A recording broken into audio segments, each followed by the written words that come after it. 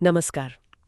आज हम ग्रामीण भारत के कुछ अनदेखे अनसुने कोनों से आई कहानियों की तह तक जा रहे हैं। हाँ, और ये सिर्फ किस्से नहीं है। बिल्कुल नहीं।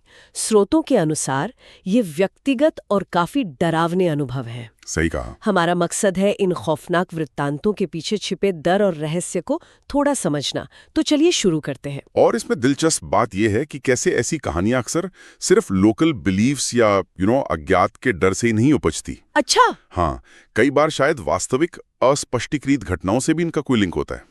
ये दिखाती हैं कि कैसे अलग थलग जगहों पर डर एक ठोस रूप ले लेता है।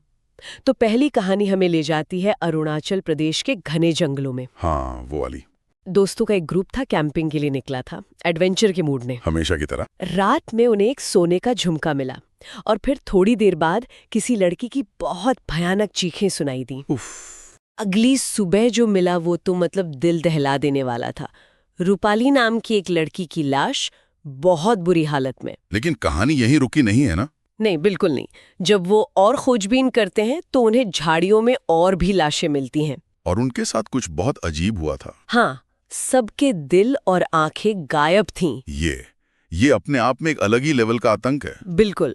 सिर्फ मारना नहीं बल्कि अंग निकाल लेना। बिल्कुल। और तभी क्या होता है, स्थानीय कबीले के लोग उन्हें देख लेते हैं। अच्छा, मुसीबत और बढ़ गई। और रूपाली का झुमका उनके पास देखकर वो सीधे सीधे उन्हें ही हत्यारा समझ बैठते हैं। हथियार लेकर पीछे पड़ जाते हैं। भागना पड़ा होगा उन्हें। हाँ, और भागते हुए ही वो पहली बार तियानक नाम सुनते हैं। एक ऐसा नाम जिसे सुनकर वो कबीले वाले भी एकदम डर जाते हैं। तियानक? यहीं पर एक दायरा या सीमा का भी जिक्र आता है जिसे पार करना मना था। ये दायरा क्या था और वो काशीवा और माजीवाला की साधनाओं का क्या मतलब है इसमें? हाँ, ये बड़ा पेचीदा मामला है।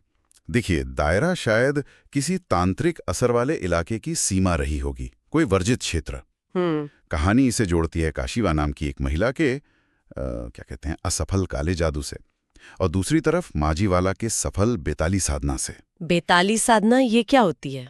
ये आत्माओं को वश में करने की एक तरह की तांत्रिक क्रिया मानी जाती है। तो लगता है कि त्यानक का जन्म इसी नाकाम कोशिश, चुराई गई जिंदगी और शायद दो अलग तरह की शक्तियों के टकराव से हुआ। बाप रे! ये लोक कथाओं के उस गहरे डर को छूता है कि भाई अज्ञात शक्तियों या वर्जित ज्ञान से छेड़छाड़ का अंजाम भयानक हो सकता है, खासकर जब महत्वाकांक्षा परंपरा पर हावी हो जाए। समझ रही हूँ। अरुणाचल के उस घने जंगल के खौफ से निकलकर अब चलते हैं उत्तर भारत के गांव। हाँ, वो मोहनोचवा वाली कहानी, जहाँ एक बिल्कुल अलग लेकिन उतना ही अजीब डर फैला था, मोहनोचवा का। ये कैसा प्राणी था? आधा लोमड़ी आधा इंसान। पंख भी थे उसके। हाँ, और आंखों और पूंछ से रंगीन रोशनी फेंकता था। सुनने में ही यकीन नहीं होता। बिल्कुल। और इसका काम क्या था? लोगों के चेहरे खरोचना। चेहरे? हाँ, सिर्फ चेहरे। तो जब कुछ शोधकर्ता उस गांव पहुंचे, उन्होंने वाकई कई लोगों के चेहरे पर अजीब गहरे खरोचों के निशान देखे। ओह! गांव वाले तो शाम ढलते ही घरों में छिप जाते थे, और उन्होंने इन शोधकर्ताओं को भी चेतावनी दी कि रात में बाहर मत निकलना। लेकिन उन्होंने शायद इसे वहम समझा होगा या मजाक। हाँ, वही शहरी सोच। और फिर एक रात जब कमल नाम का एक सदस्य बाहर बैठा था, तो उस पर हमला हो गया। बिल्कुल वही उड़ने वाली चीज आई और उसका चेहरा बुरी तरह नोच डाला। सोचिए कितना भयानक रहा होगा। रोंगटे खड़े हो गए। निश्चित रूप से। और ये प्राणी देखिए, त्यानक से अलग है। इसका कोई ऐसा कर्मकांड वाला या बदला लेने वाला मकसद नहीं दिखता। ये बस एक रहस्यमयी हमलावर जैसा है। इसकी खासियत है इसका तरीका, चेहरे पर हमला। समाज का डर भी साफ है, शाम होते ही घरों में कैद हो जाना। हाँ। बाद में ये पता चला कि वो आग से डरता है, ये भी एक महत्वपूर्ण बात है। लेकिन सबसे खास है पीड़ित पर इसका असर, कमाल का वो डर जो शायद हमेशा उसके साथ रह गया। ये सोचना भी अजीब है कि डर कैसे शरीर के सबसे पर्सनल हिस्से, चेहरे को निशाना बना सकता है। बिल्कुल। तो ये दोनों कहानियां एक जंगल के गहरे रहस्य और नाकाम साधना से जुड़ी, दूसरी एक विचित्र हमलावर जीव की। ये हमें डर के अलग अलग रूपों के बारे में क्या सिखाती हैं? देखिए, दोनों में कुछ बातें कॉमन है, जैसे अलगाव का माहौल, घना जंगल हो या वो सुनसान गांव। हाँ, अंधेरा भी। अंधेरा जो डर को और बढ़ाता है, और सबसे बढ़कर कैसे अज्ञात का डर खास भयानक प्राणियों का रूप ले लेता है, चाहे वो त्यानक हो या मोहनोचवा। सही कहा।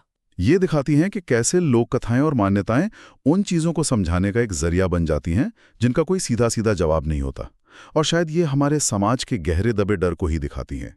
बाहरी घुसपैठ का डर, जैसा त्यानक में है, या फिर अचानक बिना वजह के हमले का डर, जैसा मोहनोछुआ में।